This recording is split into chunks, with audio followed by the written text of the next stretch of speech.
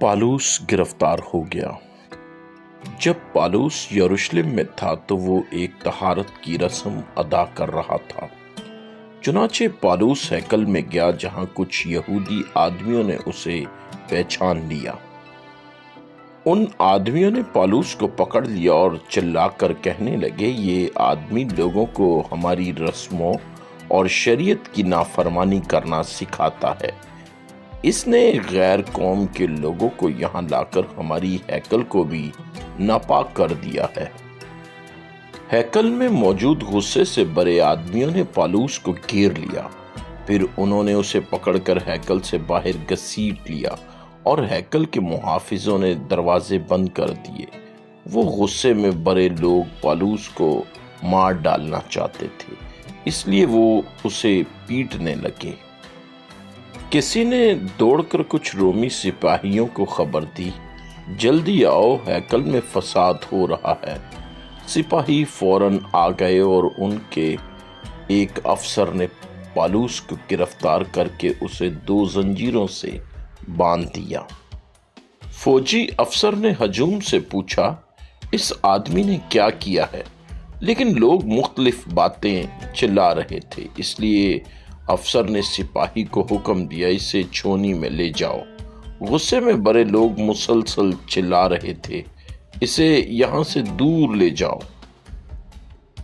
پالوس نے فوجی افسر سے یونانی زبان میں پوچھا، کیا میں لوگوں سے بات کر سکتا ہوں؟ اس نے جواب دیا، ہاں۔ تب پالوس مڑا، ہجوم کی طرف دیکھا اور انہیں خاموش ہونے کا اشارہ کیا۔ پالوس نے ہجوم سے ان کی اپنی زبان یعنی عبرانی ایرامی زبان میں بات کرنا شروع کی اور کہا، اے میرے بھائیو، میری بات سنو، تم جانتے ہو کہ میں پہلے مسیحیوں کو قتل کیا کرتا تھا، لیکن جب میں دمشق جا رہا تھا تو یسوع مجھ پر ظاہر ہوئے۔ یسوع نے مجھے حکم دیا کہ میں غیر قوم کے لوگوں کو اس کے بارے میں بتاؤں۔ جب ہجوم نے یہ سنا تو وہ پھر سے چلانے لگے، اسے یہاں سے لے جاؤ، اسے مار ڈالو۔ چنانچہ سپاہی پالوس کو اپنی چھونی میں لے گئے۔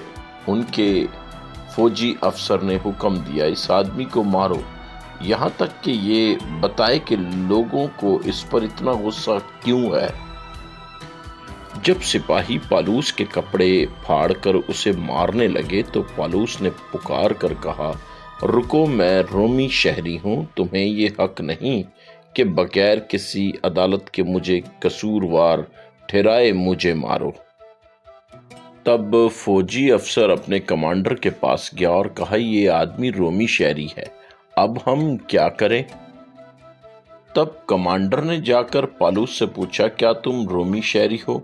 پالوس نے جواب دیا، ہاں، میں پیدائشی رومی شہری ہوں۔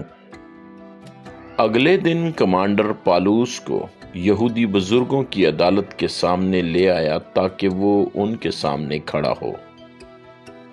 پالوس نے عدالت سے کہا، میں آج یہاں قیدی کے طور پر اس لیے کھڑا ہوں کیونکہ مجھے یقین ہے کہ ایک دن مردے دوبارہ زندہ ہوں گے۔ عدالت کے کچھ ارکان یقین رکھتے تھے کہ ایک دن مردے دوبارہ زندہ ہوں گے، لیکن دوسرے ارکان اس بات پر ایمان نہیں رکھتے تھے۔ عدالت کے بعض ارکان نے کہا، اس آدمی نے کوئی غلط کام نہیں کیا، شاید کسی فرشتے یا روح نے اس سے بات کی ہو۔ لیکن دوسرے ارکان نے کہا نہیں۔ پھر عدالت کے ارکان آپس میں جھگڑنے لگے اور بعض لوگ پالوس کو نقصان پہنچانے کی کوشش کرنے لگے۔ تب کمانڈر نے اپنے سپاہیوں کو حکم دیا، پالوس کو واپس چھونی میں لے جاؤ۔ اسی رات خداوند یسوع نے پالوس سے کہا، خوف نہ کرو، جیسے تم نے یروشلم میں لوگوں کو میرے بارے میں بتایا ہے، ویسے ہی تم روم میں بھی لوگوں کو میرے بارے میں بتاؤ گے۔ اگلے دن 40 سے زیادہ آدمیوں نے خفیہ منصوبہ بنایا کہ وہ پالوس کو قتل کر دیں گے۔ انہوں نے یہ قسم بھی کھائی کہ جب تک پالوس مارا نہ جائے وہ نہ کچھ کھائیں گے اور نہ کچھ پئیں گے۔ ان آدمیوں نے بزرگوں کی عدالت سے کہا، مہربانی کر کے کمانڈر سے کہیں کہ وہ پالوس کو دوبارہ آپ کے پاس لے آئے تاکہ آپ اس سے مزید پوچھ گچھ کر سکیں۔ ہم راستے میں گھات لگا کر بیٹھیں گے اور یہاں پہنچنے سے پہلے ہی اسے قتل کر دیں گے۔ پالوس کے بانجے نے ان کے منصوبے کے بارے میں سنا، چنانچہ وہ گیا اور اس نے پالوس اور رومی فوجی افسر کو اس بات کی خبر دی۔ تب اس افسر نے 400 سپاہیوں کو حکم دیا، پالوس کو رات کے وقت حفاظت کے ساتھ کیسریا میں گورنر کے پاس لے جاؤ۔